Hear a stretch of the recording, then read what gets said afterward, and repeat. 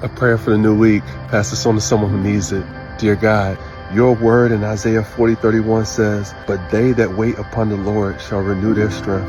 They shall mount up like wings as eagles. They shall run and not get weary. They shall walk and not faint." God, I'm standing on this word this week. I know that no matter what I face, you will be right there with me, holding my hand and guiding me through every situation. You are sovereign, and there is no problem that is greater than you. There is no obstacle that I cannot overcome with you by my side. As I step into this week, I come before you with a heart full of gratitude for every blessing that you've given me. You have been so faithful.